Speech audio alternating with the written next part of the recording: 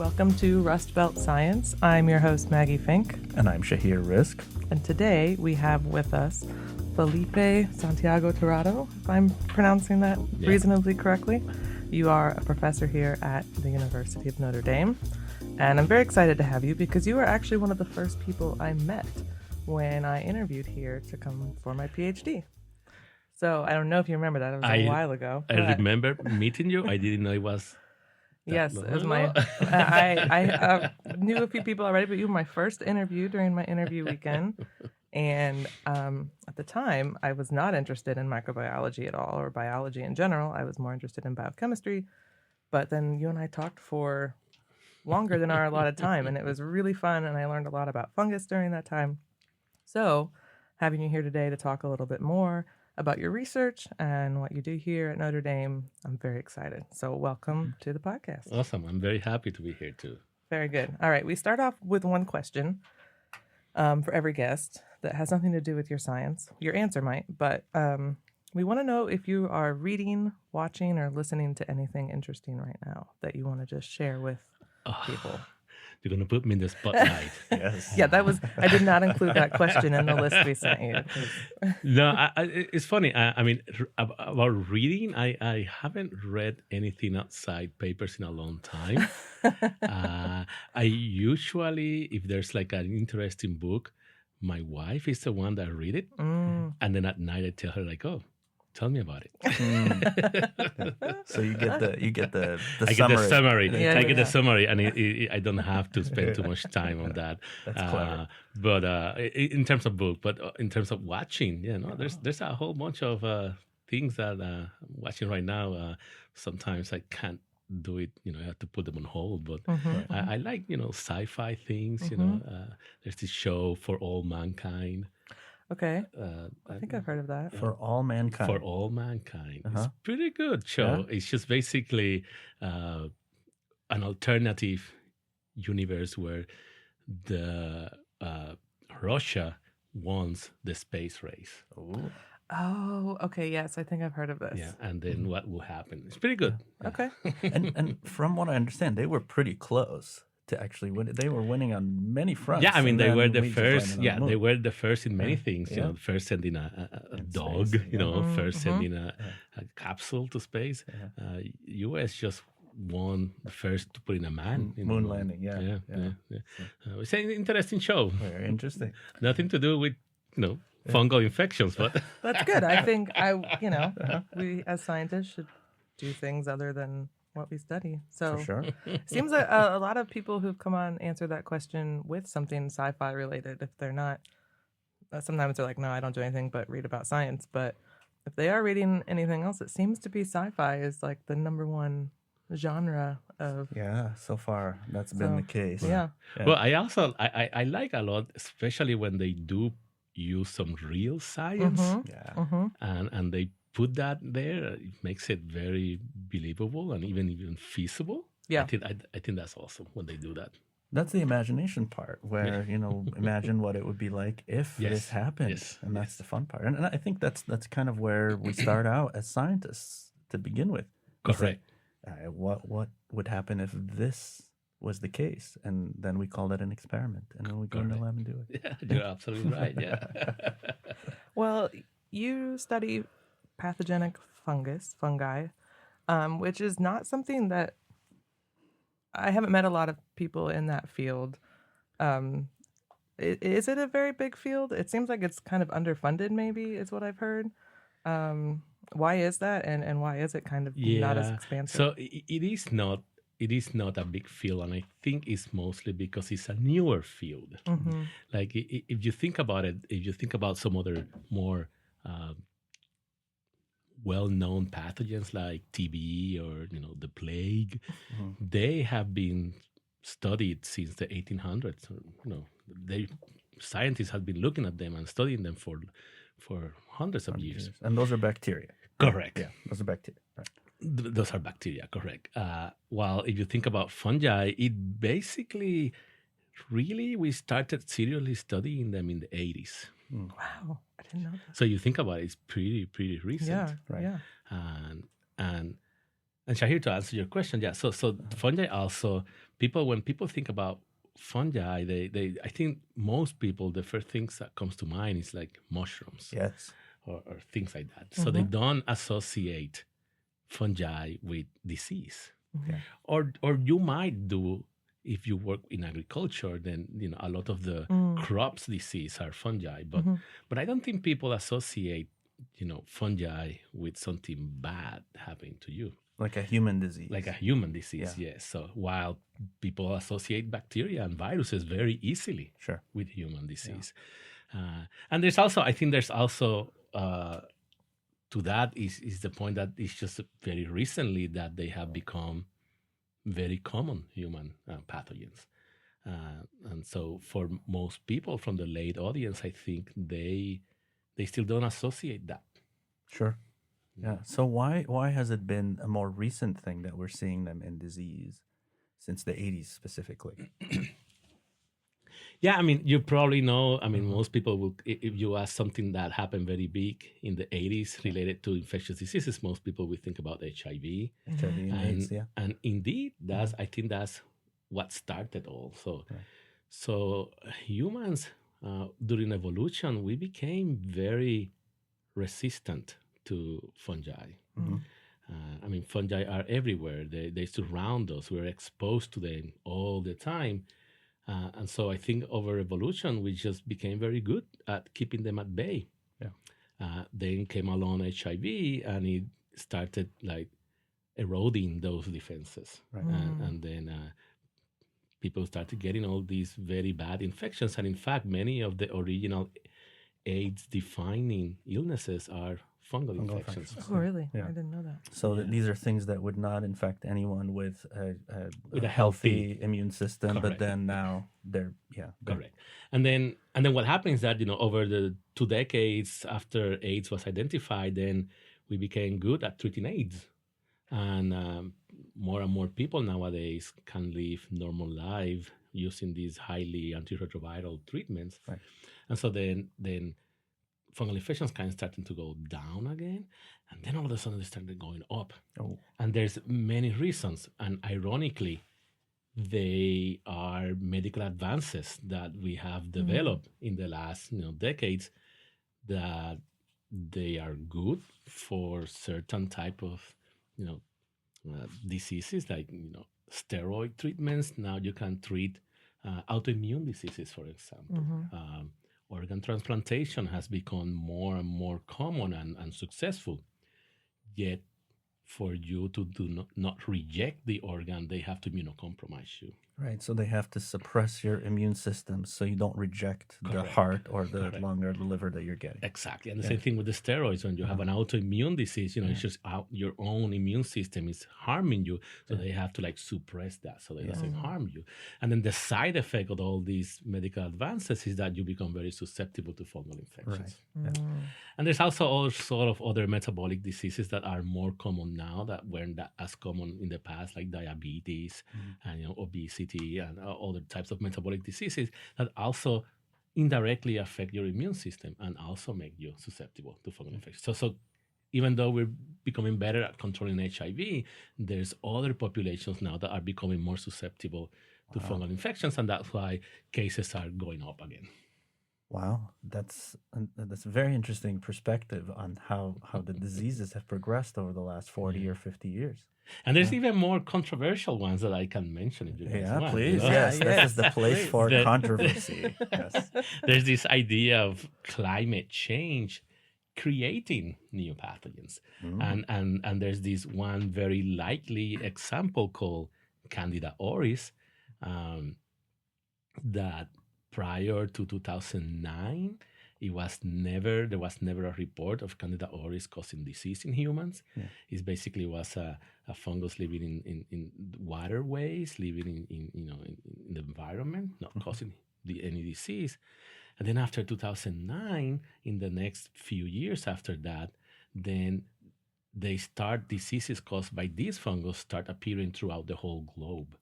And they were appearing simultaneously. And when people start looking at the genetics, at the genomes, they were all different. It's not like one person got infected and traveled the whole world and spread that one particular. No, these were appearing simultaneously, completely independently from each other.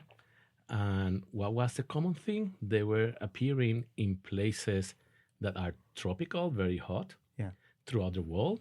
And what's the common thing is that these places are getting warmer.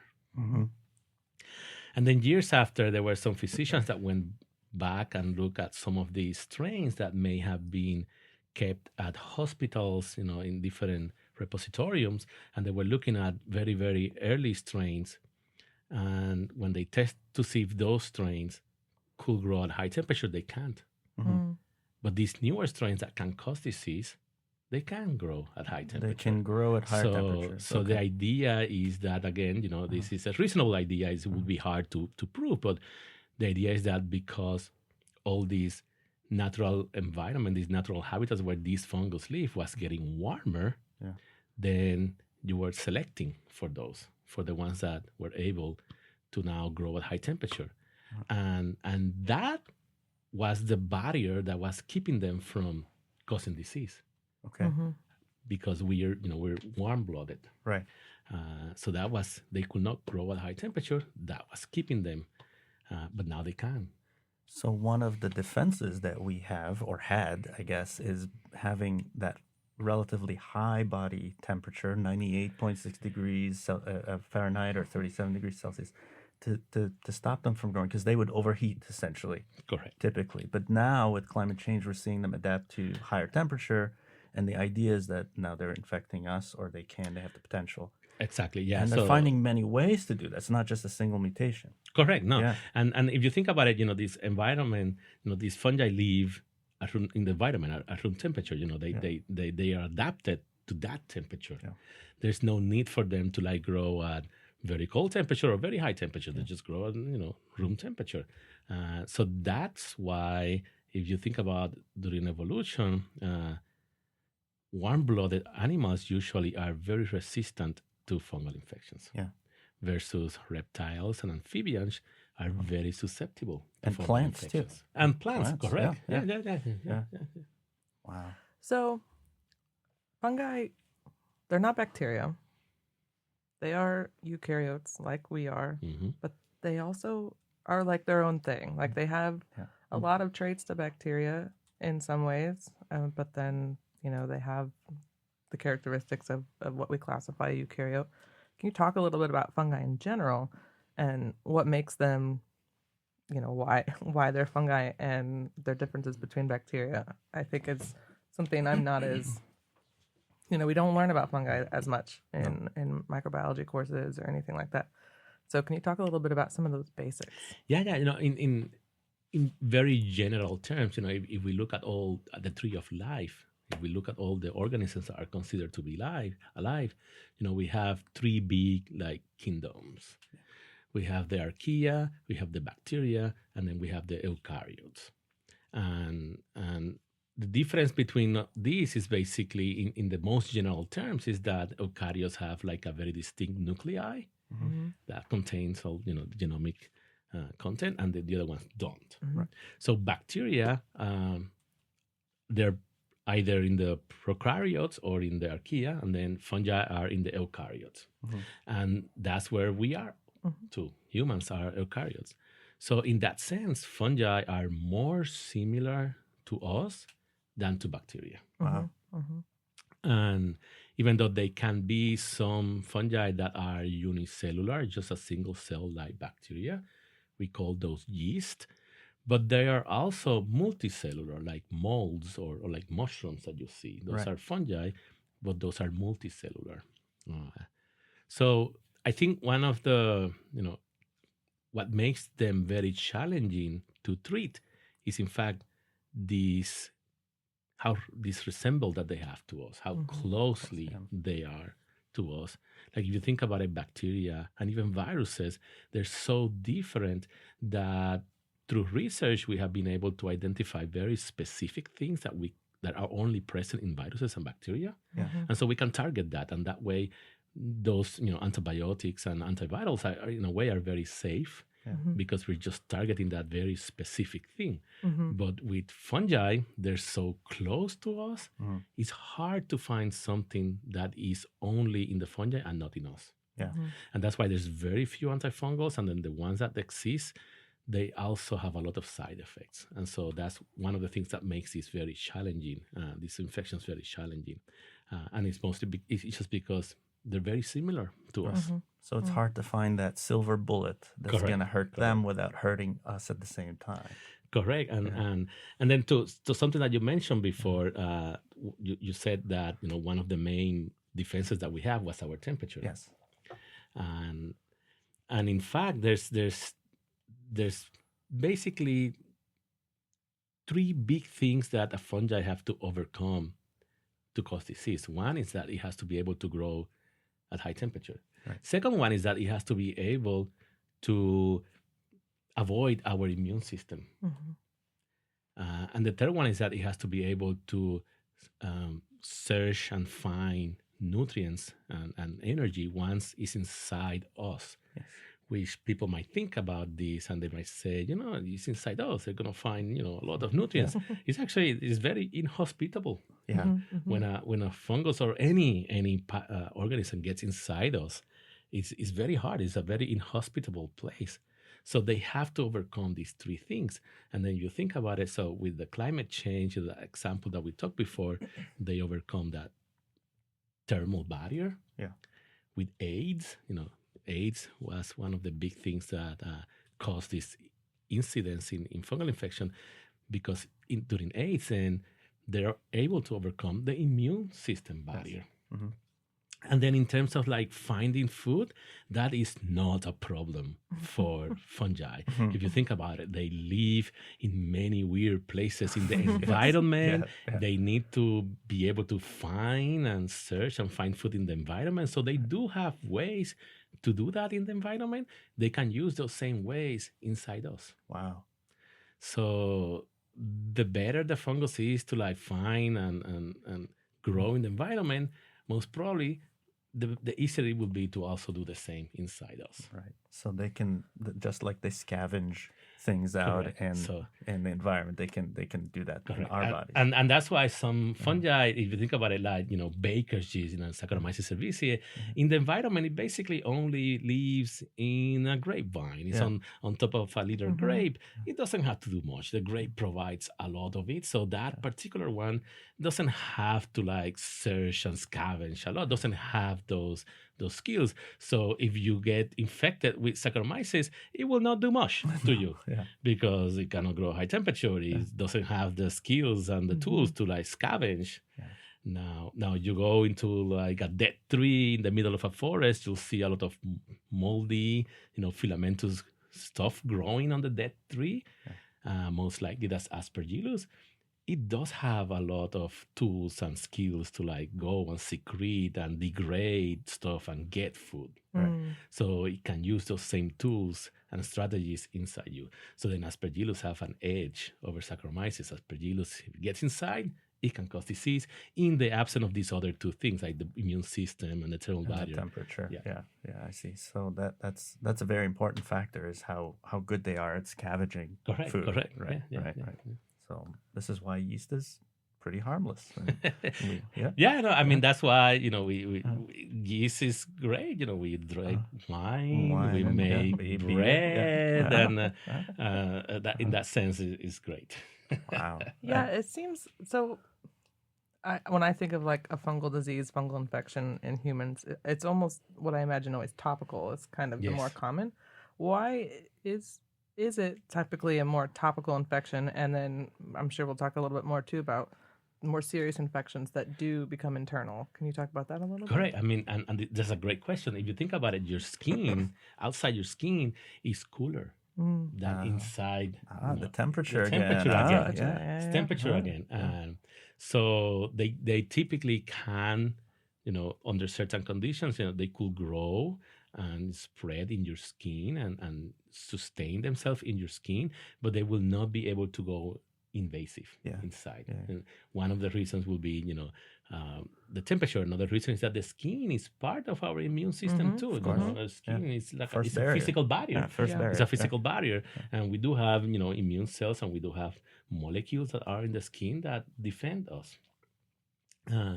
But then that's one reason why when we get them, it's usually in the superficial layers. But the other thing I want to mention is that, like I think I said this before, fungi are everywhere. Right. Yeah. They're everywhere. So we're exposed to them all the time. There are, these estimates that in a single day we inhale anywhere from hundreds of them to thousands of them. Wow. We inhale them. Just inhale. But if you're healthy, you're fine. You can keep it. You can control them. But we're exposed to them all the time. And also something that people might not think about it. We also have fungi as part of our flora. Like they live normally, on us. And those fungi are, they over evolution, they have become something essential. Part of who we are. Part of who we are, yeah. Wow. And we have now under certain conditions of medical, I'm blanking on the word now. Like if you required some kind of like a prosthesis or something like that. Like a prosthetic. A prosthetic or something like that. That's not normal, right? So some of those same fungi that we have can take advantage of that. They're gonna go and say like, oh, look at that. There's some metal platform in here. Yeah.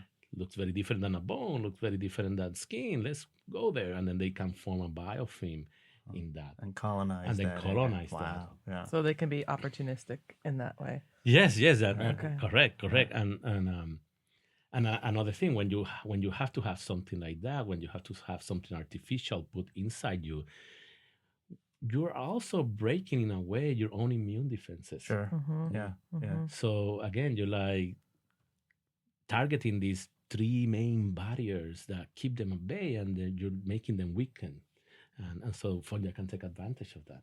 So one of the things, let's say I get a fungal infection on my skin. I don't have that temperature, not the same. And then all of a sudden I get this inflammation, right? And my body, it gets more circulation, and I can feel it get warmer there. Or even if I have a fever, do you think that's our natural defense to get a fever, to warm up, so that we're putting more stress on these pathogens, especially fungi? Correct. So sometimes, it's funny that you say that. Sometimes in my undergrad class, I usually ask my students, what do you think inflammation is? Yeah. And the first thing that they think about it is like this redness, this swelling, soreness, heat. And what that is just basically immune cells coming, like swarming that area. They're coming into the area. They're responding to something foreign, and they're coming in and then taking care of it. So with fungi, that's if you have them in your skin and somehow they try to go in, that's gonna cause this inflammation. Yeah. All these immune cells were gonna come in. The swelling and the redness is because there's more blood flow, there's more immune cells coming in, and then they will take care of these fungi and then keep it at bay. That's cool. That is super cool. I remember when I first learned that fungi were an important part of our microbiome, and we just kind of, doesn't seem like people are really studying that. They're like, yeah, they're there, but as compared to bacteria, we don't really understand quite as much what the important things they do for us, but we're like, they're there. That's about the extent I've been able to. Read. And it's funny, not just with fungi, with the microbiome in general. Like 40 years ago, I think one of the main ideas was that our body was sterile. Yeah, that we didn't have bacteria inside us. Right. And then some researchers start putting forward these ideas, and they were like, "Oh, you're crazy." How? And now it's pretty much accepted. Like the microbiome is essential for many developmental stages and for many bodily processes. Right. So it's essential. So we just keep learning more and more about this. And that's cool. But still, even in the microbiome field, a lot of people have focused on the bacteria. Yeah. But we do have fungi, and we do have like protists. Yeah. That's part of us. Man, we are. Every time this comes up, it's always mind blowing to me that like there's just so much. We're not alone in our bodies. We have all these things going on, and it's. I like to bring up the idea that bacteria and fungi, they're not just pathogenic. There's all these other ways these things exist in the world that are really essential to us. But people just want to fund disease stuff, so that's what people have to talk about. But I just want to remind people that they're good. There's good bacteria. There's good fungi that we need and are essential. There's a fungi inside all of us. Yes, yes, definitely. And the funny thing is that a lot of people don't realize it. Sometimes, another thing that I talk with my students, and they usually don't realize that. I tell them dandruff. When you have dandruff, that's actually the manifestation of a fungal disease. Wow. Uh-oh. Oh, man. Adley's foot, Adley's Adley's foot. It's a fungal disease, a ringworm in your skins. Usually, those are fungal diseases. Wow. And usually, students are like, "Oh, really, dandruff? I thought that was like dry scalp or something like that." They don't realize But that's a response to a fungal skin infection. Yeah, well, we've encountered some athlete's foot in my house of teenage boys who play sports. I'm like, wonderful. Get this taken care of. We can get rid of that fungi. I don't care for that one. No, that's not good. And that's also, it's funny that you said that. That's you were like, oh, we can take care of that. You were kind of like, dismissing it, right? So I think that's another reason why fungal infections, people usually don't associate them with like invasive fungal infections. Yeah. Like people think like, oh yes, Adley's foot. You don't die of Adley's foot. Yeah. They might think about, ringworms or those type of superficial infections. Like, you don't die of that. So that's another, I think another reason why general population don't realize how deadly fungal infections can be. Right. When you hear the word meningitis, like a brain infection, you immediately think like on bacteria or some viruses. Yeah. You never think about fungi. Right. You think about pneumonia, you immediately think like, oh, some kind of bacterial infection of the lungs. You never think about fungal pneumonia. Fungal pneumonia, okay. And those are the type of very bad, invasive infections that I study in my lab. Right. So that's actually one of the questions. Perfect segue. Perfect segue. One of the organisms that you study is called Cryptococcus neoformans, right? And it can be found in the poop of flying tree rats. First of all, what's a flying tree rat? And then what happens when people actually get infected with this microbe? Yeah, so I'm not sure about flying tree rats. Shahir, you just... I've seen that term. You shouldn't believe everything you find on the internet. Yeah, I know, right? Yeah. I imagine you're talking about pigeons. Pigeons, yeah. They are flying tree rats, basically, right? Yeah. So Cryptococcus neoformans is one of the most common invasive fungal pathogens. And is one of the reasons I think is one of the most common is because it's present worldwide in the environment. It's associated with like bird guano in general. Yeah. So, in caves where there's bats, seagulls, all those types of birds, with the guano. And interestingly, there's this idea that one of the reasons that crypto is everywhere in the world is because birds are kind of carriers and they fly around and they poop everywhere, and so they disseminate it. Yeah, makes sense. Makes sense. Yeah, birds are everywhere. Yes, they are. Yeah. Which is funny because then, when, back home in Puerto Rico and in most of the older colonial cities, there's usually a place in the old plaza where people go and feed the pigeons. Yes, yeah. And usually there's so many pigeons there that the whole place is just filled with like poop everywhere. And I've seen pictures, and even I did that when I was smaller. I remember like getting like food on me so that they will come and land on me and then poop on me too. And then now I go to these places like, oh my God, there's so much crypto in here. Yeah, exactly. Because everywhere. Because you're seeing what people can't see. Yeah, exactly. You're just, seeing through the poop. Yeah. Oh boy. But yeah, so this is one of those examples when I was telling you that we're exposed to it all the time. We are exposed to it all the time, yet we don't get sick all the time because of our evolution. We developed these very, very good protective measures. Right. Um, and those protective measures are the ones that are kind of getting weakened now Yeah. in recent years. And so sometimes those can become infections and they can become serious infections. So tell us Correct. a little bit more about So, that. so with Cryptococcus, for example, typically you inhale it Yeah. and it goes to your lungs. And if you're a healthy person, you do get infected. You have crypto in your lungs, but you don't develop symptoms. And either one or two things can happen. You will completely clear the crypto, or you just keep it at bay so it's latent and it remains for you for decades. But it doesn't cause any problem. There's no symptoms. And in fact, there's this idea that many of the cases that happen later on in life is because as you age, then you start getting all these other diseases too, like chronic diseases, for example, that will weaken your immune system. And so then crypto reactivates, Yeah. and now it can cause disease. I see. But if you're healthy, you can control it, no symptoms. Now, if something happened to your immune system, then crypto can disseminate, so it can exit your lungs. And for reasons that are not very clear, after years of research, crypto shows this predilection for your brain. So it gets out of your lungs and it just goes to your brain. And now it's not very clear how. It could be that it just goes everywhere, but in every other organ, your immune system is able to clear it, but not in your brain.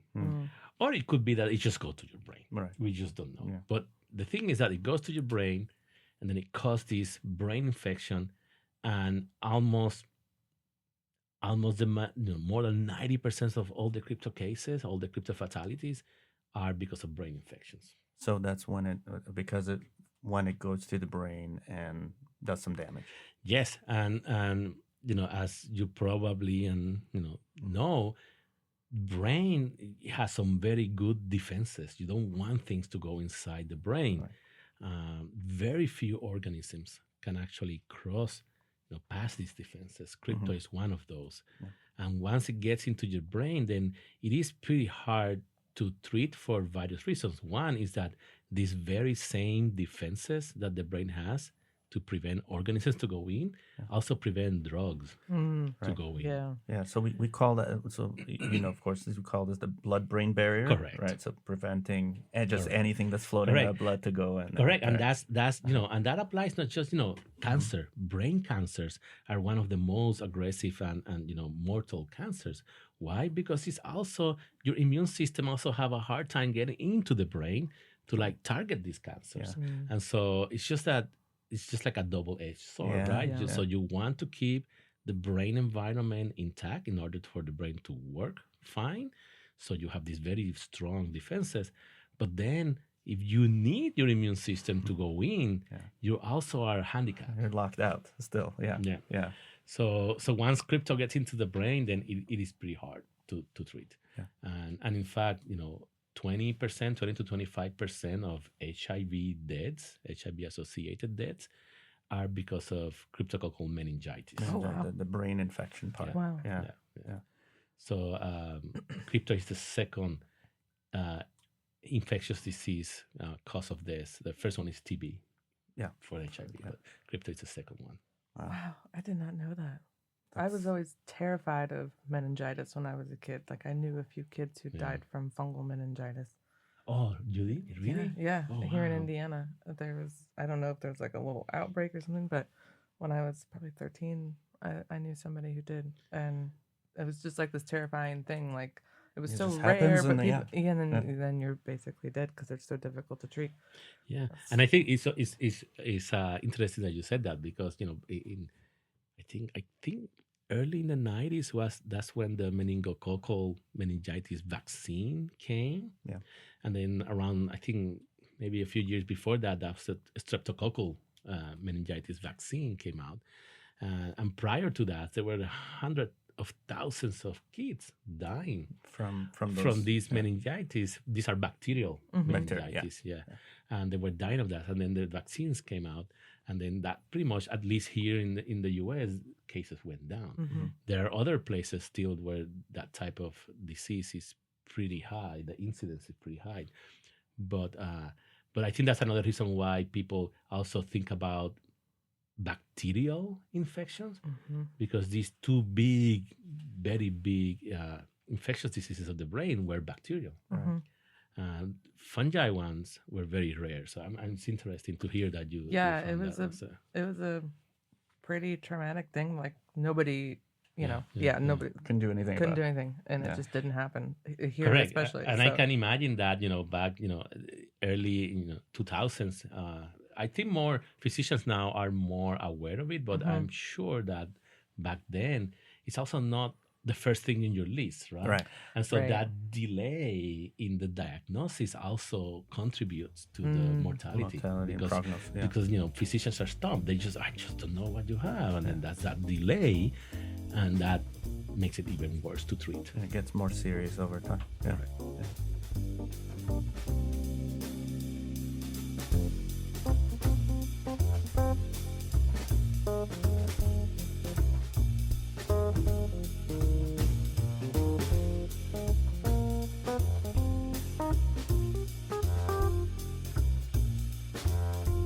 So in your research, you've been studying this, and you have a pretty cool paper about how they're actually able to cross that blood-brain barrier.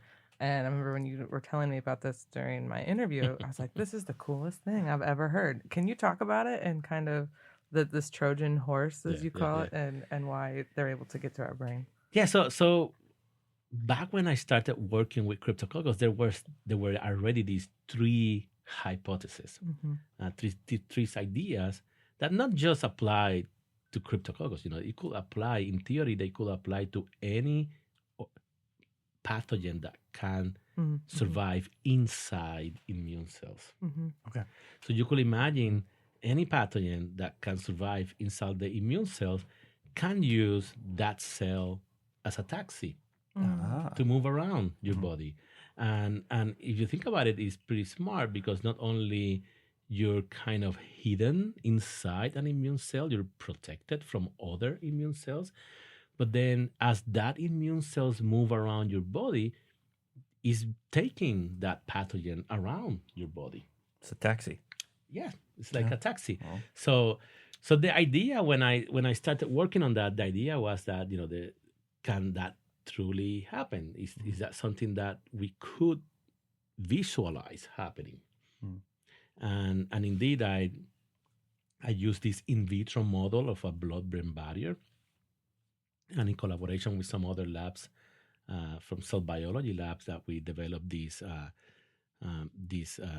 model to grow them on agarose pad that simulated like the extracellular matrix. Right. See, you didn't ask for volunteers to give you their No, brains. For I'm doing all of these in vitro. Okay, so this is just No need no to need. ask for people's samples. But we wanted to try to develop a system that mimic that. Right. And so I will take human blood monocytes and then infect them with crypto. Wow. So And then these I are the will- human immune cells. Correct. Yeah. So human from typically we have them in our bloods. They're going all everywhere in our bodies. So I can take there was an what's it like platelets, like Yeah. there's like people only need platelets. Yeah, It's yeah, like yeah, so they need so platelets, there were yeah. there were donors that would just come to donor their platelets, but then for that particular donation, they don't care about the immune cells. Immune They cells, only yeah, care about platelets. Yes. So then I could get all these Right. leftover immune Convenient. cells and Oh, then very use nice. them. So just people just donating blood. Essentially, yeah, that's we all just they go need. to the So hospital. you don't have to Yes. cut people up. So yeah. no. And then I could get all these. I have that source. I could use that. Yeah. Then I could select for blood monocytes and infect them, and then I could use the ones that were only infected, and then put them on top of this blood-brain barrier, and then image them. Yeah.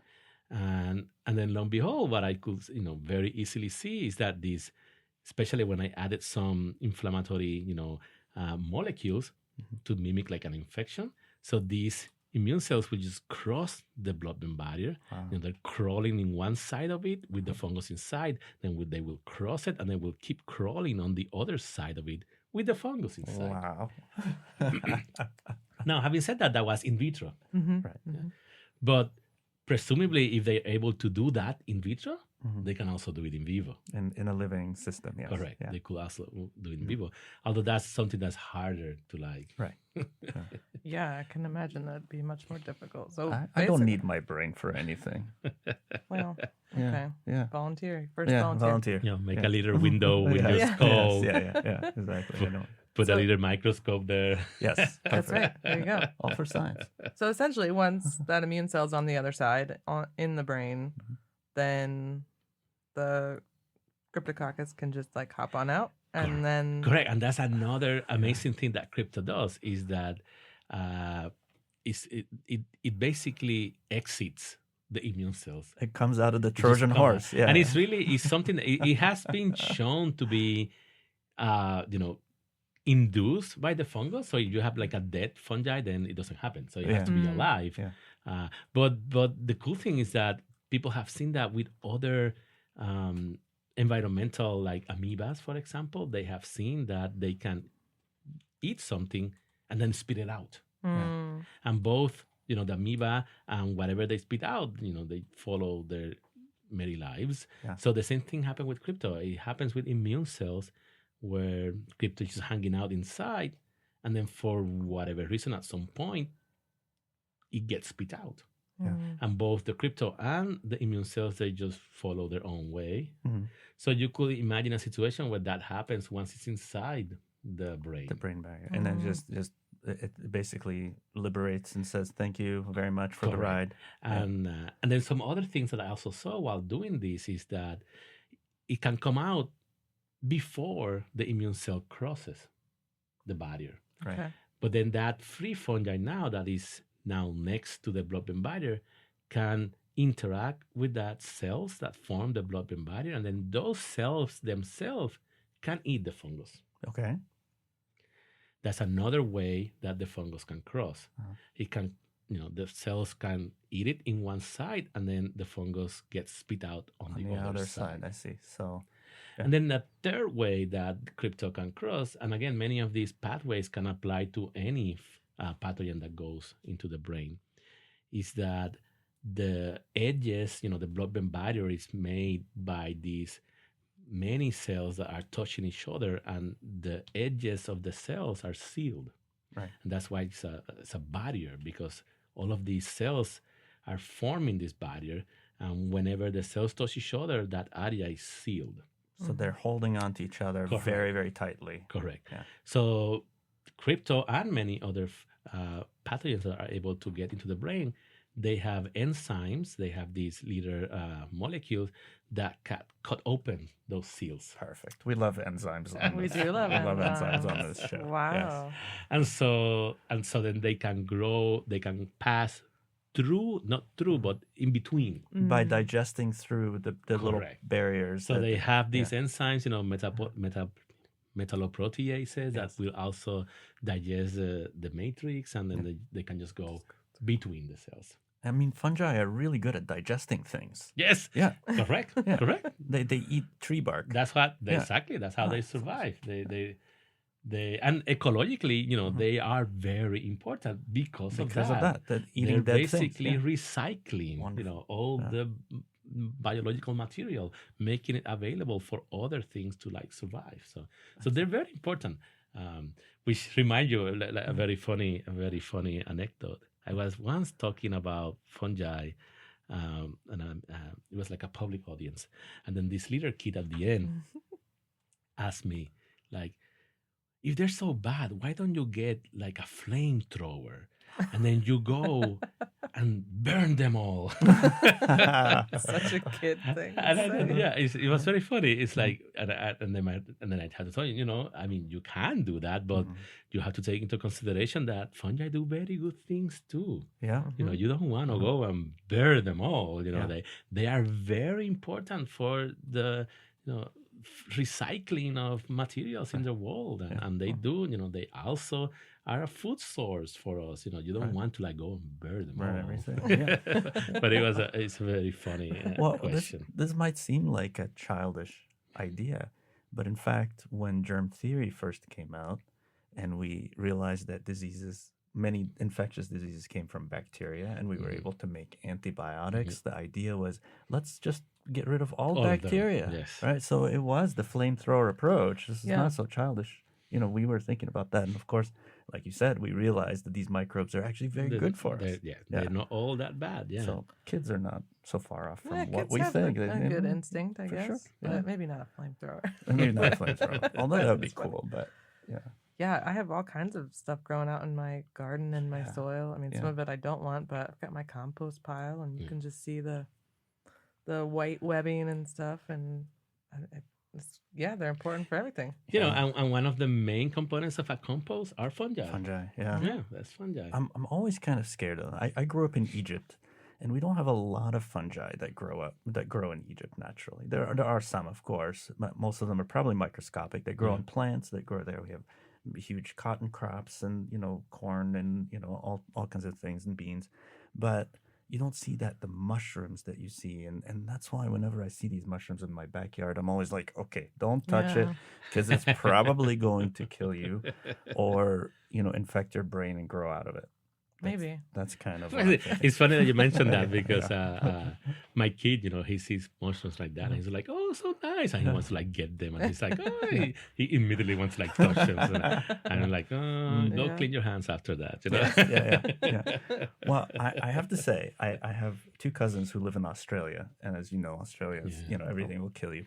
Well, one of them is married to an Australian woman, and the other one, the younger one, came to visit them and woke up early in the morning and decided, that he wants to pay back their hospitality by making breakfast. Found this beautiful mushroom in the backyard, went to pick it up, and luckily his sister-in-law saw him. She's an Australian, and she screamed. She just screamed because it was a very, very deadly mushroom, and he probably would have killed all of them. Yeah. But So that, I think I cannot tell which apart which Yeah, ones are yeah. edible, which ones are Yeah, not. very difficult. But that's why I just like don't eat. No. You see something like that, No. no, Leave it not alone. good. And it's funny you said that. Even the ones that are not deadly, if you think about it, LSD and these Yeah. types of Psychedelic psychedelic things, they're coming from most of the time from mushrooms. Most of the time from fungi. Fungi makes all these neuroactive compounds that So are they controlling our brains?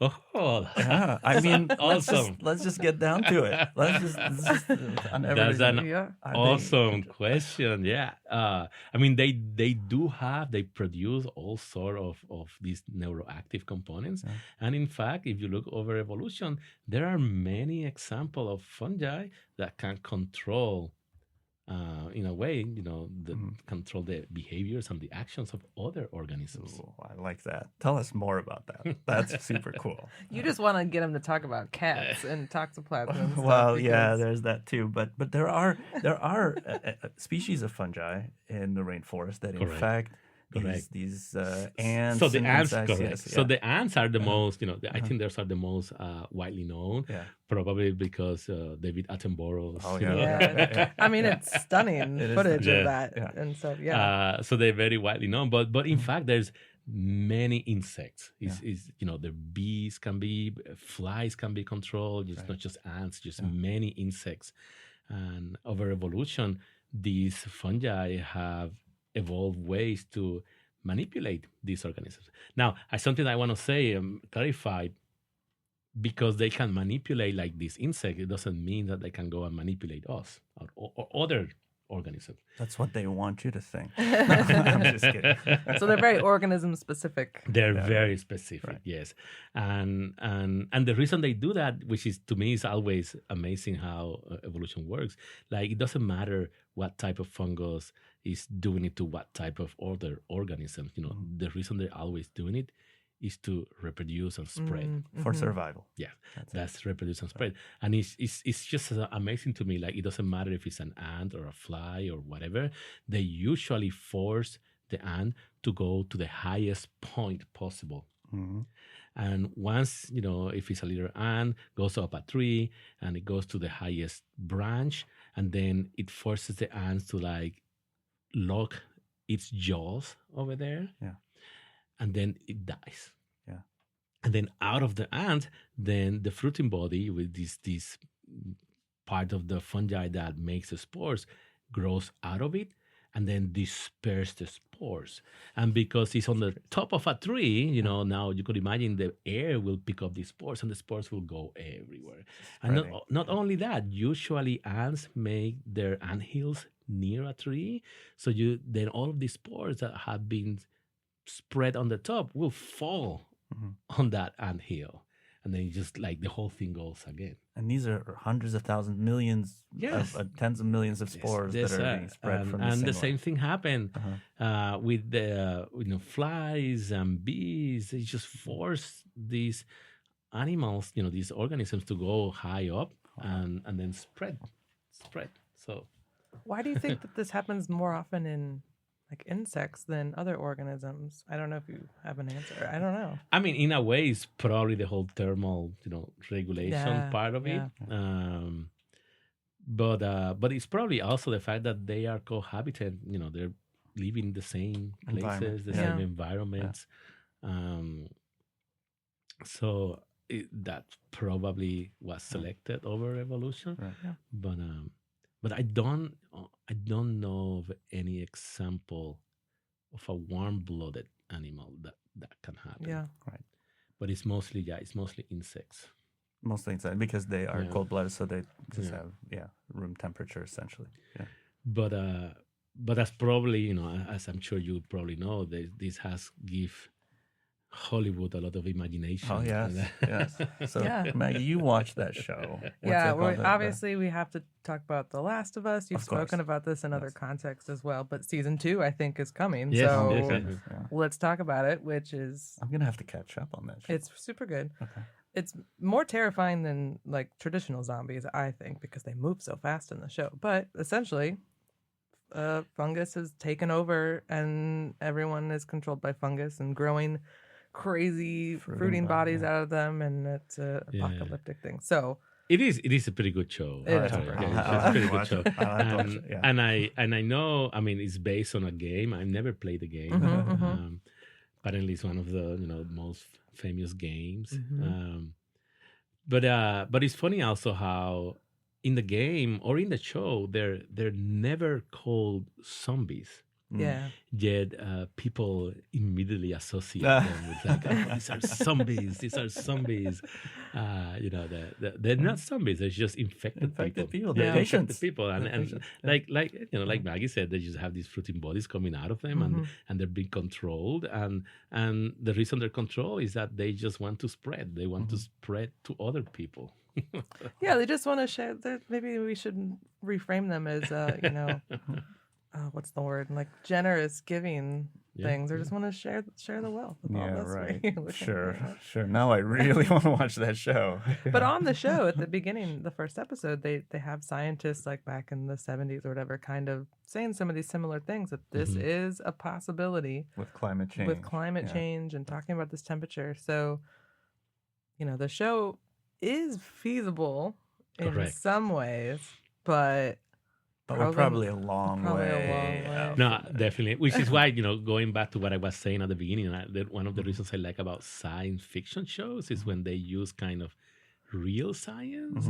So even if it's far-fetched, there's this little probability that it might be real. Yeah. So I think that's what makes this very, very good show, at least to me, is that they're using basic, real science, and then they're stretching it a little bit, but they're stretching it quite a bit. Yeah. But definitely, a fungus that's adapted to like control an ant will not be able to control you. I mean, the nervous system of the ant is so much different than our nervous system, so it's just not gonna work on that. And even if it now gain the ability to survive at high temperature, the immune system of the ant is pretty much very bad relative to Yeah. our Yeah. immune Yeah. system. Our immune system is so good. So Mhm. it will have to also gain an ability to evade our own. Yeah. So there's so many other things that it had to happen. Right. Mhm. So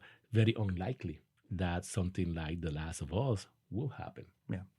But what is more feasible and what something that could happen is that something like with the Candida auris example I mentioned at the beginning is that now we have a new fungus that can infect us and kill us, Yeah. and then there's no way to treat it. I think that's even worse than Mhm. something like The Last of Us. Growing out of your head. Yeah. Yeah. But it's Yeah, actually it's still just killing you. Yeah. you get infected and then it's a death sentence. Yeah. You'll die. That's There's right. nothing that we can do, Yeah. and that is a very real possibility. Yeah. That can happen. So it's not. I don't think I think The Last of Us gets people's attention, which to me was great. Is bringing awareness of fungal infections. It's very very unlikely that Very something like far-fetched, that yes. could Yeah. happen. But it is very likely that you could get infected and die because we just don't have very effective treatments to treat fungal infections. So there's a lot that needs to be done in the field, of course. We need more funding, more attention, more scientists. more Correct. people No, getting in the field. and I think that's why I was very happy. Recently, WHO came out with a list of fungal pathogens that they consider are the most critical, mostly to raise awareness, but also to direct governments and other stakeholders to tell them like, hey, we need to support this and we need to put resources on this. Right. And if you think about it, if you think about TB or you think about malaria or these other very well known diseases, they affect millions of people. Yes. But if you consider the mortality, it's pretty low. Yeah. And the reason the mortality is low is because of all of these research that has been done that have figured out ways to, even if not treat it very effectively, but at least treat them in a way that the patients can survive. Lower the burden of the Correct, disease correct. and lower the mortality and so on. Yeah. And you look at the mortality of those diseases is less than 1%. Sure. Yeah. Now you think about the mortality of the fungal infections that we're talking about, these invasive fungal infections, and they're over 40, 50, 60%. Wow. Thankfully, they don't affect too much people. It's just certain populations only that are affected. But for those populations, it's pretty bad. It's almost like It's a death sentence. 50-50. Yeah. I mean, it's pretty bad. Yeah, and as a doctor, as a healthcare provider, you're pretty much helpless. Correct. Yeah. And another mention of climate change. There are some of these fungal pathogens like histoplasma or coccidioides.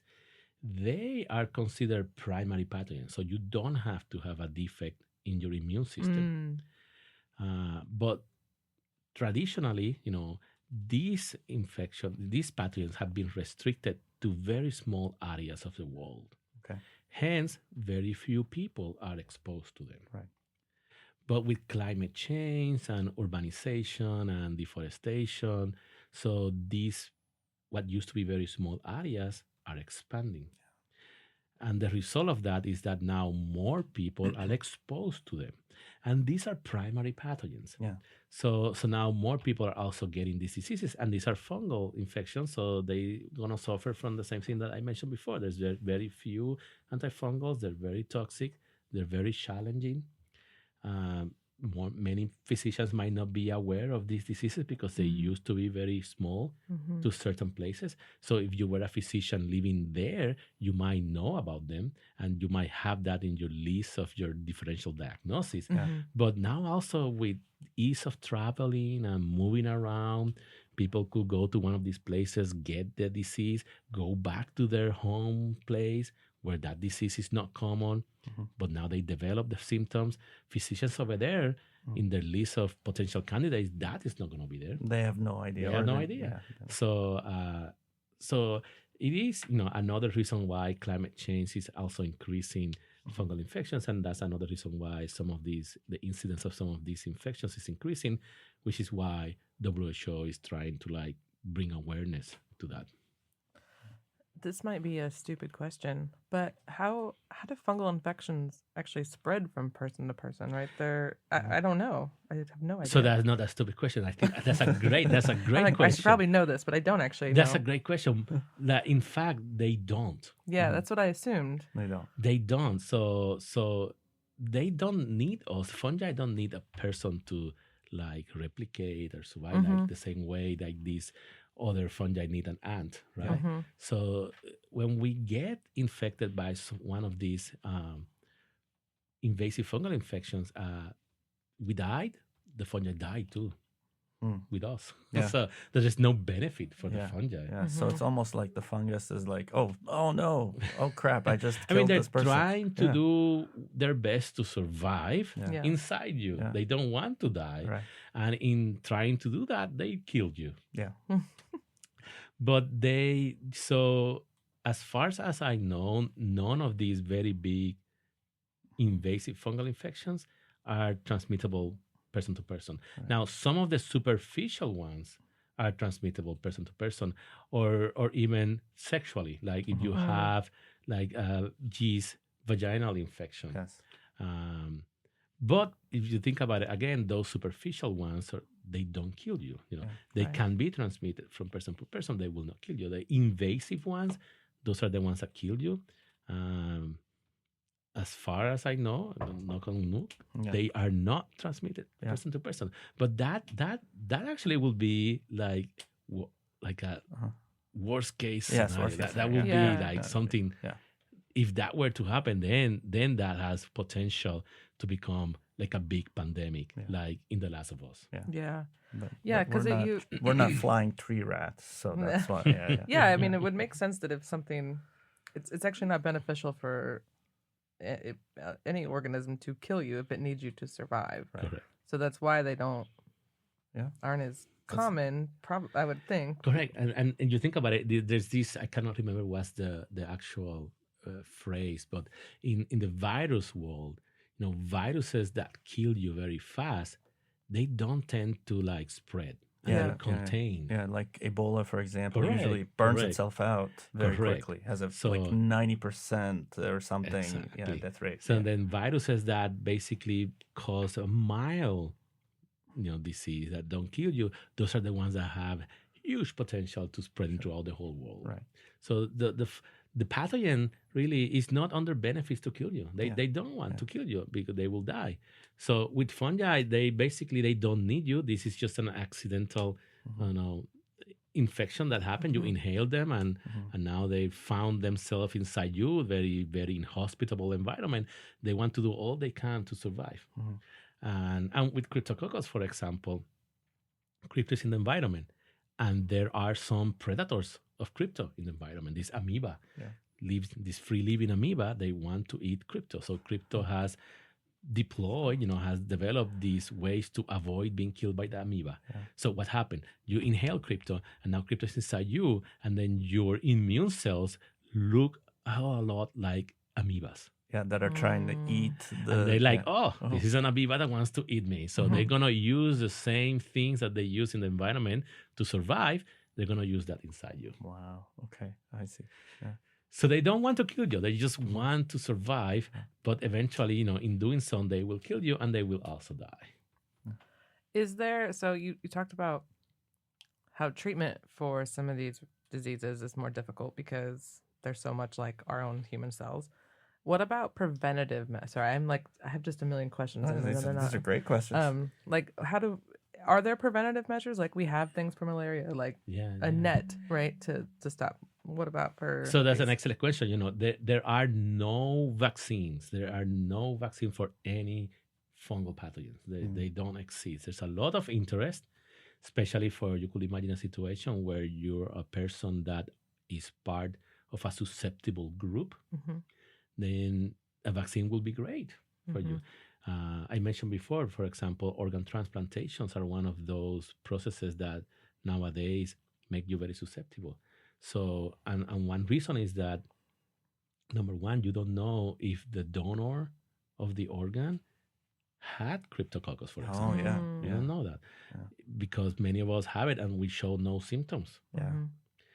but then you get that organ, you are immunocompromised so that you don't reject the organ. So now that crypto that was inside that organ can grow. You're literally infecting the recipient. So you could imagine a situation like that where like a person like that is immunocompromised, and you could get a vaccine, and then you can get the organ, and it doesn't, you already have developed protection. Yeah. So it doesn't really matter. So there are no vaccines. There are no preventative treatments. Like when you go to Africa, they will give, for malaria, they will give you some antibiotics and as preventative treatment. There's nothing like that for fungal infections. There are only 3 classes of antifungals that can be used to treat an infection. Yeah.